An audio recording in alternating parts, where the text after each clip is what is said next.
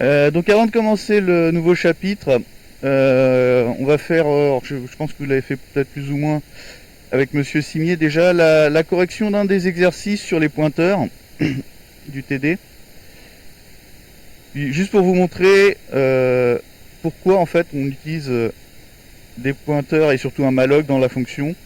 Donc la fonction c'était la fonction, ça devait être moi, non moi, voilà. Moi non, pardon. D'accord. C'était l'exercice numéro 5.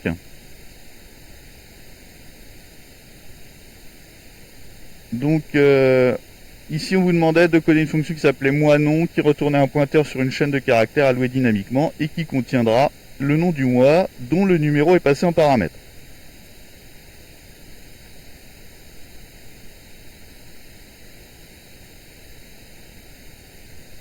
Donc on pouvait rajouter déjà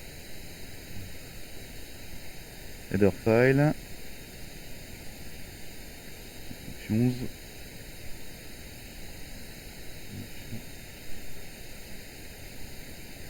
oui, c'est pas grave, vous avez pas besoin, non je rigole.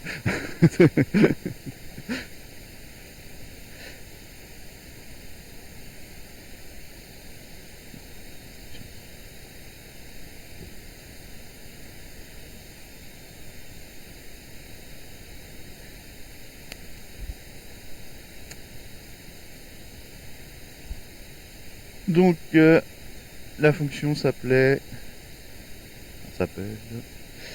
moi non.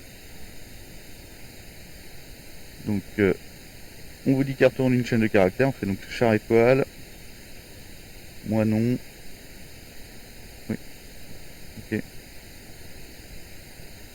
Et je passe en paramètre un entier qui va être le numéro du mois.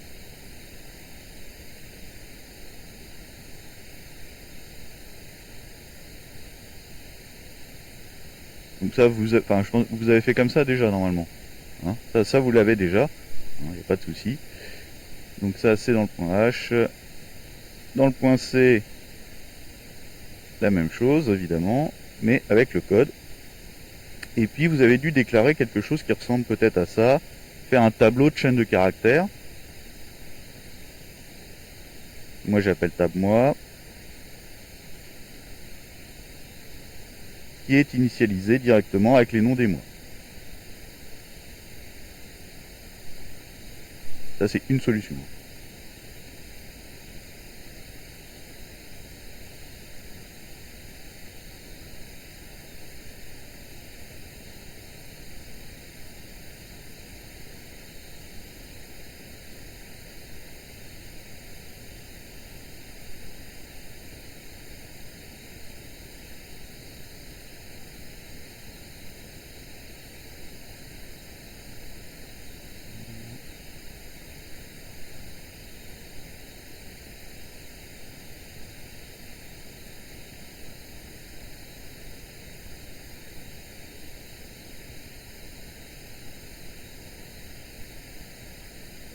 Non.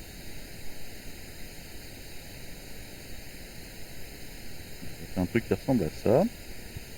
D'accord.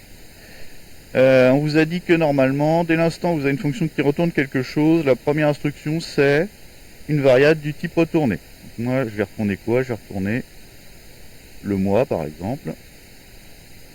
Et return mois.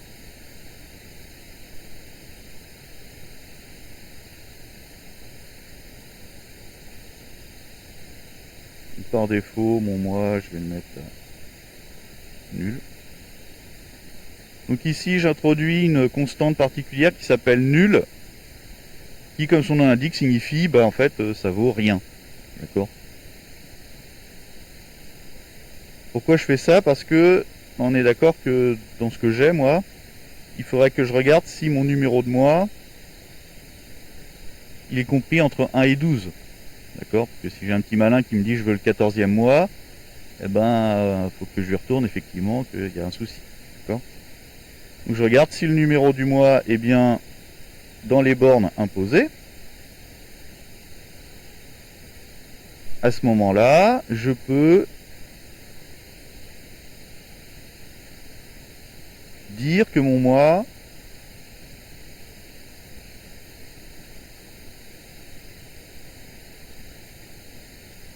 correspondra au tableau du mois du numéro du mois moins 1. Pourquoi moins 1? Moins 1 parce que les tableaux commencent à 0. Donc mon premier mois, il a un indice 0. Donc ça, c'est ce qu'on serait tenté de faire par défaut. Et je vais vous montrer pourquoi c'est pas bien et qu'est-ce que ça pose comme problème. Donc je vais garder ce code-là, hein, qui est syntaxiquement correct, mais qui dans l'utilisation va nous provoquer une erreur, parce que évidemment, je vais faire exprès de faire des bêtises. En tout cas, de ne pas l'utiliser tel que vous souhaiteriez que je l'utilise. Donc on n'oublie pas d'inclure notre bibliothèque de fonctions.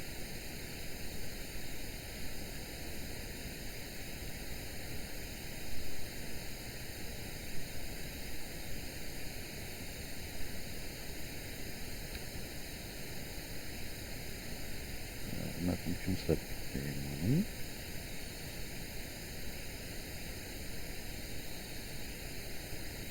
Admettons, j'aimerais avoir le 12e mois.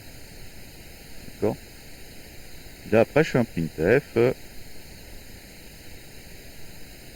de mon nom de mois. D'accord. Donc si je fais ça, normalement, tout devrait bien se passer. À l'inclusion de...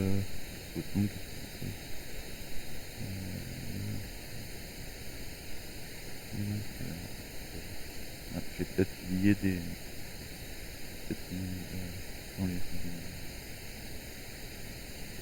Ah oui, j'ai oublié de lui dire qu'il y en a 12. Il y a 12 mois.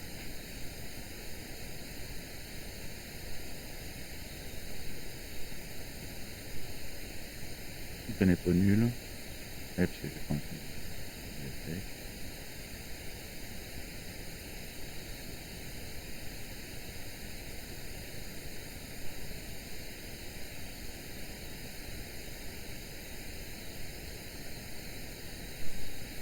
Ouais. Donc là, syntaxiquement, tout est OK. Vous aviez fait quelque chose dans ce style-là, normalement, non? Plus ou moins? Bonjour. Donc effectivement, j'ai lancé, il me dit bien décembre pour le 12e mois, pas de problème, pas d'erreur. Pas d'erreur. Sauf que si je m'amuse à dire, tiens, mon mois, finalement, j'aimerais bien le trifouiller. Je vais dire, tiens, je vais changer la première lettre. D'accord? Je vais dire, finalement, la première lettre de mon mois, j'aimerais bien que ce soit un X.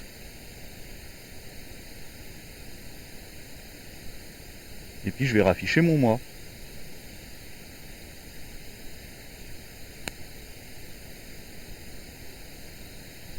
Et à ce moment-là, eh ben, ça se passe pas bien.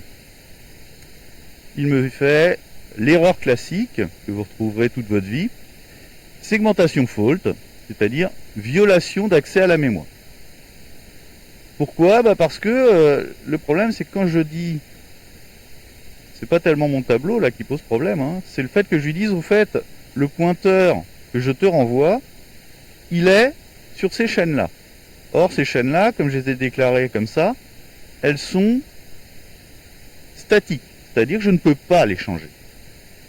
Donc, si je veux pouvoir manipuler ce que m'a retourné la fonction, il faut que je fasse une allocation dynamique. D'où, ici, je ne peux pas faire ça directement, je suis obligé de faire mon fameux malloc, char étoile, malloc de... Je veux la taille de mon mois, auquel je rajoute un, parce que c'est une chaîne de caractères.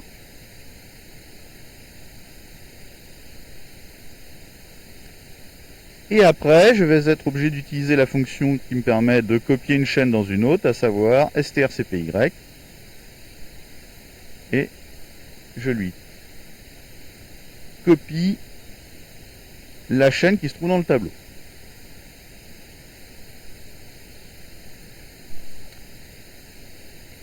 Pour ne pas que le compilateur m'insulte, je n'oublie pas d'inclure string.h.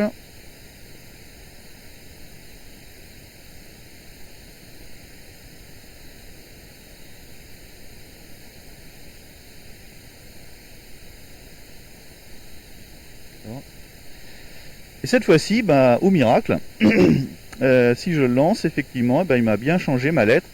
Donc je peux manipuler ce qui m'a été retourné. D'accord ? Donc le malloc me permet d'avoir deux choses, une persistance en mémoire, c'est-à-dire que quand je sors de la fonction, ce qui a été alloué reste dans la mémoire, et en plus je peux manipuler ce qu'il y a dedans. D'accord ?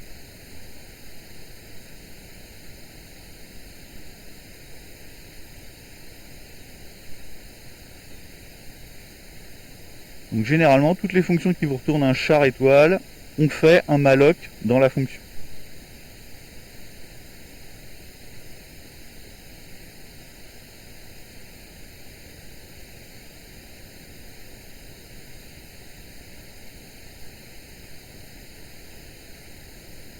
De toute façon, vous reviendrez dessus sur l'ensemble sur les autres TD, les autres exos. Il y a supprimer E, il y a saisir chaîne aussi, qui fait un peu le job, ainsi que d'autres choses qui vous permettront de jouer avec les pointeurs. Voilà, donc ça c'était juste pour le petit rappel au niveau des pointeurs sur les exercices. Le pourquoi on fait un malloc et pourquoi on ne fait pas directement retour de la chaîne. Donc il y a deux réponses. La première, c'est que normalement, tout ce qui est déclaré entre l'accolade ouvrante et l'accolade fermante de la fonction n'existe que le temps de la fonction.